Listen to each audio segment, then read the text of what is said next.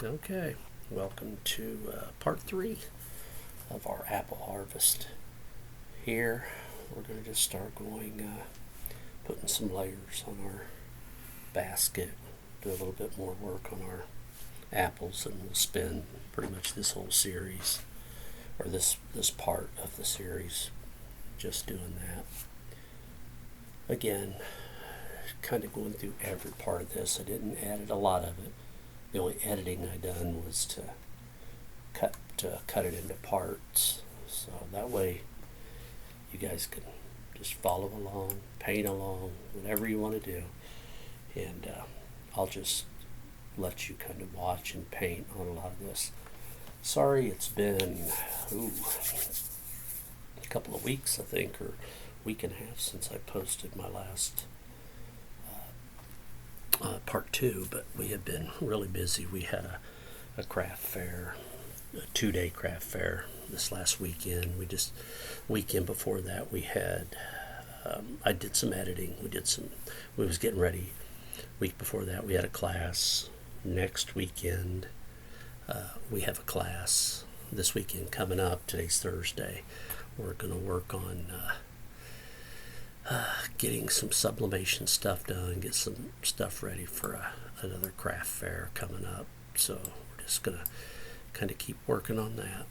But right now I'll kind of walk through what we're going to do, and then I'll just kind of let you watch along and paint along, and just kind of, again, take your time, paint as fast as you want, pause it, skip ahead if you find something. But anyway, all I'm using now is I'm putting on that next layer.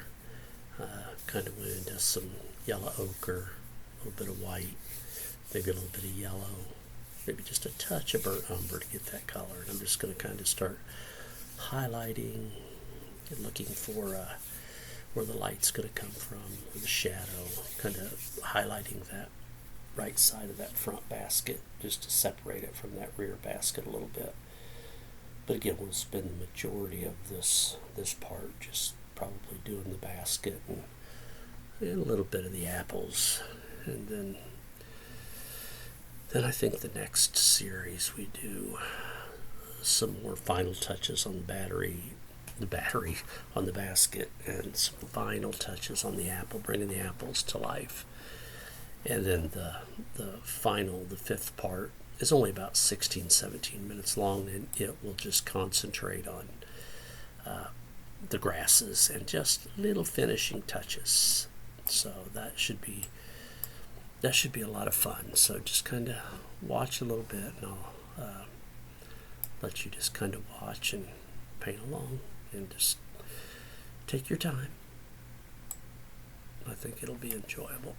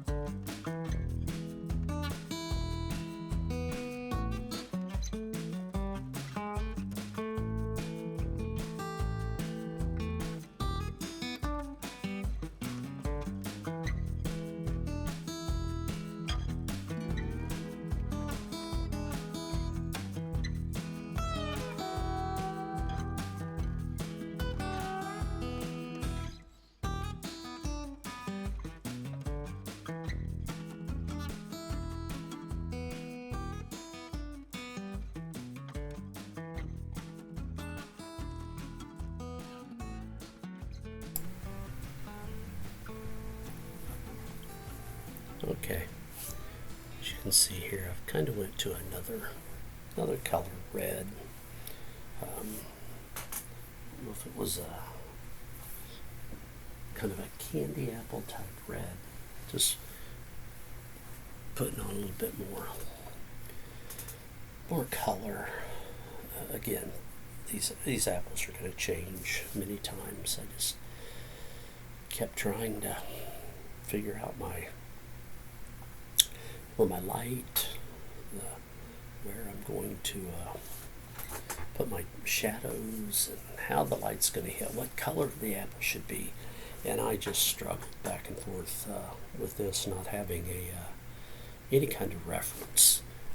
But I don't know if I believe in the next series, or the next part 4, I finally decide I'm going to the kitchen and find an apple.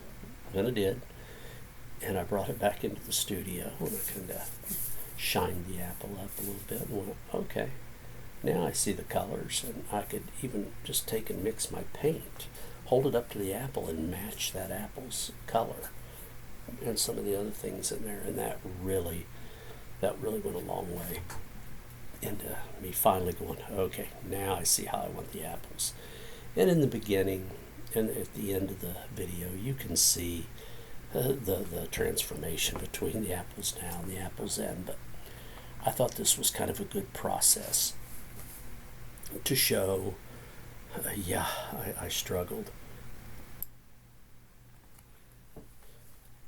Sometimes it's good to have a reference. I tried to look up a couple of pictures, but the pictures just wasn't what I was looking for. I mean, some of the apples looked really nice, but the lighting wasn't right. The shadow didn't look right for the painting I was doing, and I was just... So finally, with that apple in hand, I can manipulate it any way I want it.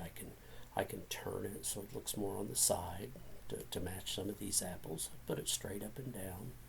I can set it on a table, and I can adjust a light around it to where it shows a light coming in and how that light will react to that side and how it will affect shadow and where those shadows will be. So that was a big help. So if there's anything I can give you in that, it's always nice to have that reference or model right there with you when you're doing things like maybe fruit or even flowers, vegetables.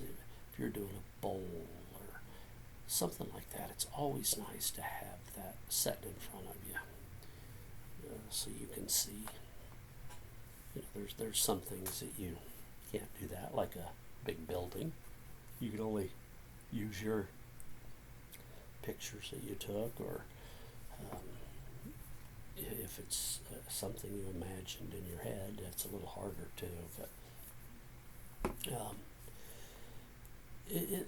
it's just a good practice. It's nice to get completely out of our comfort zone sometimes and have to do things that are kind of scary, like just painting how you feel, how you see something. Learn to paint loose. And again, I'm going to go through these apples. I'm going to put this color on there. It's going to change.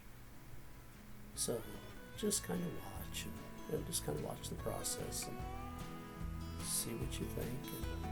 And again, paint along. Or if you want your apples like mine, or you want to see them, just move ahead.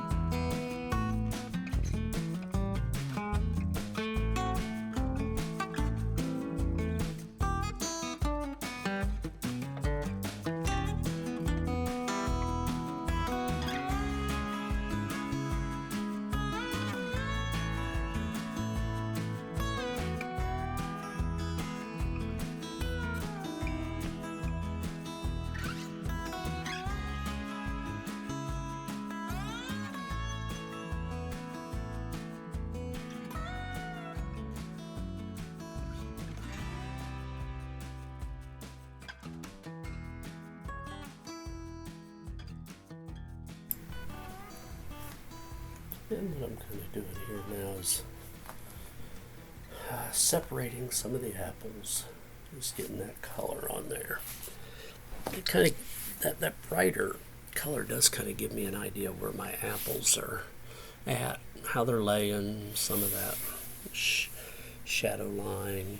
So we're just kind of putting them in.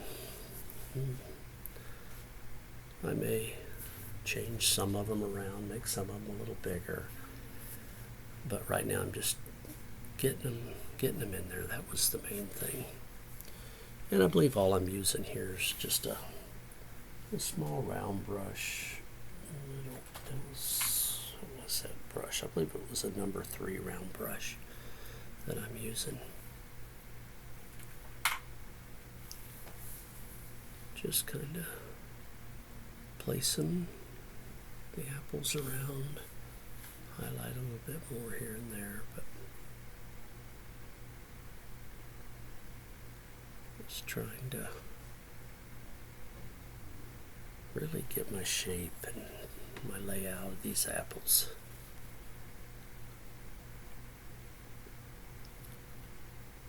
And again, like you can see, I didn't do any editing. I wanted you to see my whole process from mess ups to try something, didn't like it, try something new, didn't like it, try something else, didn't like it, do something here, oh, I like that.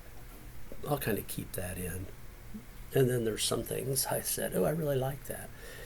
And then by the end I took it out, did something else. So right now I'm just trying to, I'm doing a little bit of yellow, and I might have put just a touch of umber in there, just to kind of change the tone of that yellow a little bit. Kind of putting some spots on there where maybe the apples have like a yellowish green tint in there. But again, this is going to change 2 or 3 more times.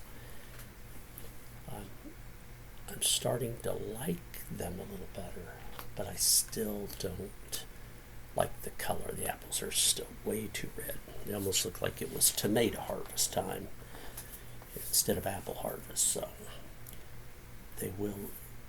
they'll change. The red will go to a darker, deeper red with almost some purples in it, and because that's what the apple I took out of the fridge looked like.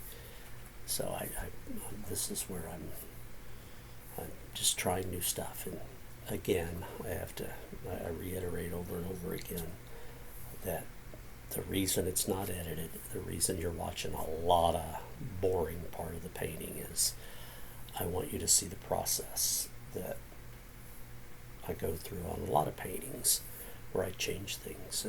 And some paintings I get all the way through them and I never change anything or very little. And there's some I do this, and most of the time I cut all of this out because I feel like it's just not that great a content that people are going to go, well, I'm painting along with you, then you change it, and I paint along with you and you change it. But I've also had people ask if I could keep more in so they could see the process. So this was one of them that I just kept in. And again, you can fast forward this. You can just watch it for the entertainment, or you can fast forward to the parts where you think that you need or you want to watch, and just enjoy. But again, this is just a whole process that I've done.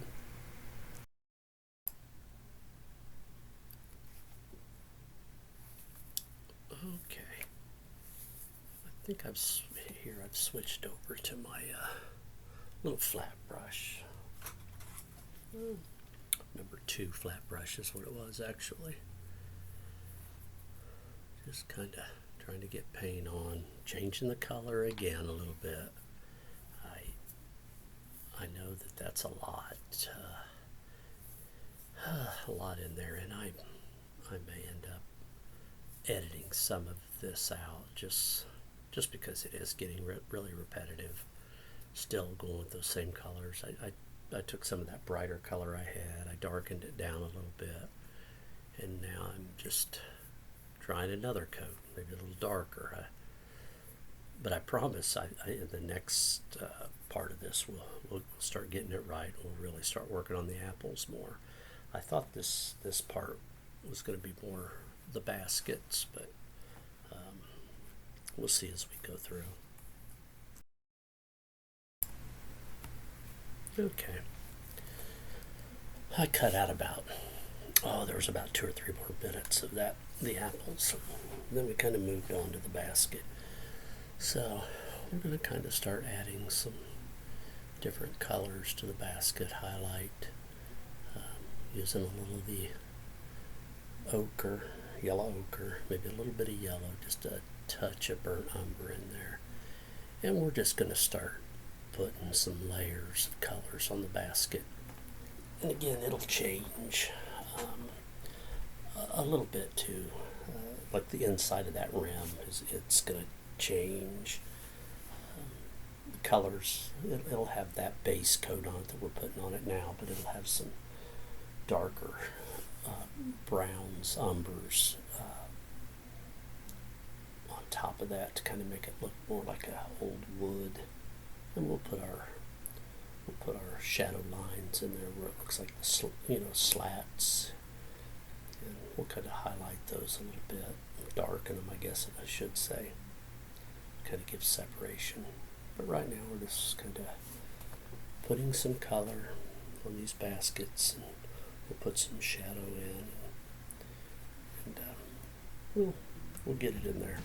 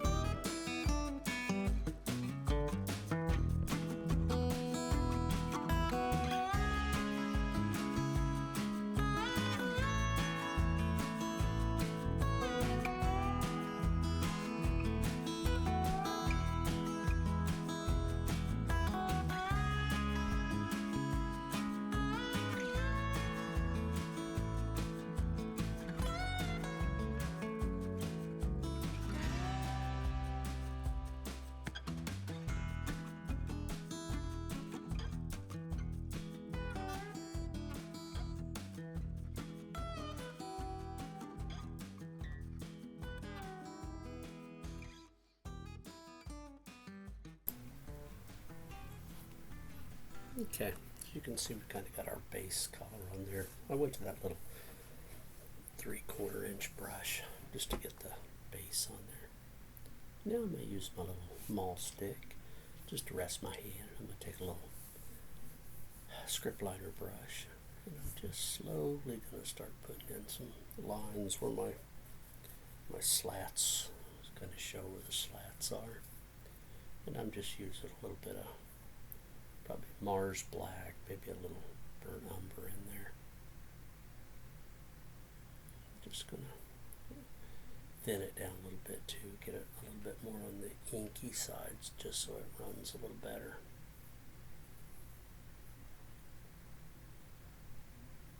And we'll change them around a little bit, or not change them around, but we'll add a little more definition to them, or to the slats.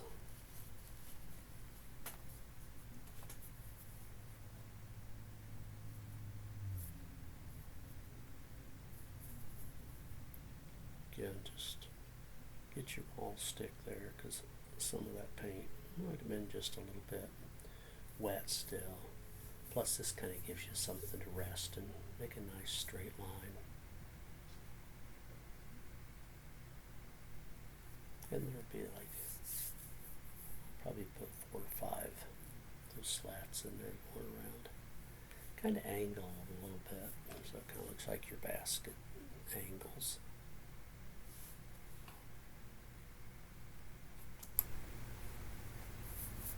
Again, just kind of take your time here.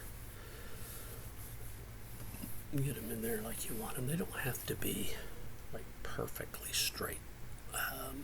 Just make sure that they're fairly straight and that they're kind of running in the right angle. We'll widen them a little bit in areas like part of the old woods kind of broke out.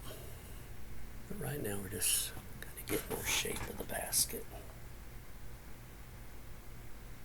And again, this is just a little script liner brush, little burnt umber, little Mars black. I mean, you could have went with just black.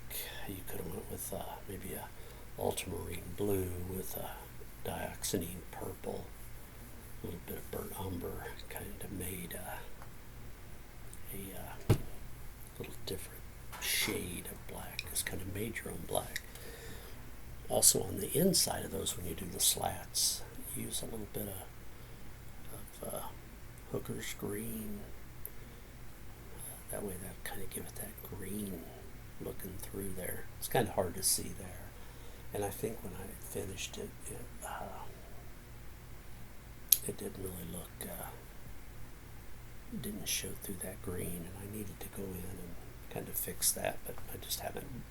Even though I finished the painting, I should go back in and fix that. I've noticed that because I put it in, and then when I went back in to darken it, I just darkened it with black and forgot to go back in and add more green to make it look like you're seeing through the slats.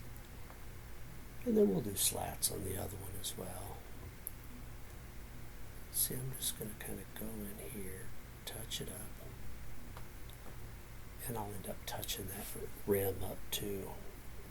And right now that rim is black, but in the end it'll still look black, but it's going to have a brown tone to it. Kind of maybe hard to see in this, but that'll be later. And we're just going to kind of start touching some areas up on here. I'm going to touch up that top there a little bit because I know that the light coming from above, from the left, is going to kind of highlight that top.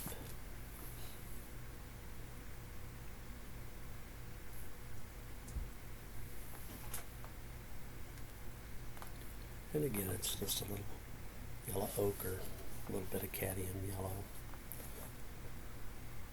and maybe just a touch of burnt umber, just a touch to kind of change the tone of it a little bit. Now at this point, when I'm going around, I don't want to cover up those black lines now, but I'm kind of pushing them down into the painting a little bit now by adding that little lighter color on there. And the brush I'm using there is just a little angle brush, probably number 6 or angle brush, but I just kind of, it's a little easier to work. You can kind of get the tip in there a little bit, get kind of a sharper edge, I think.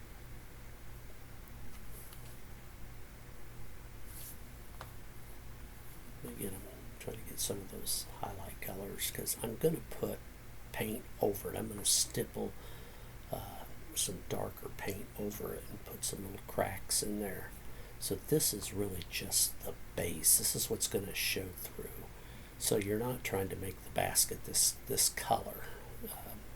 It's going to be the first color, the base color, and then we're going to put some mid-tones and then some finishing touches on top of that. So just kind of watch along and kind of see the process. I think you'll get a lot out of it.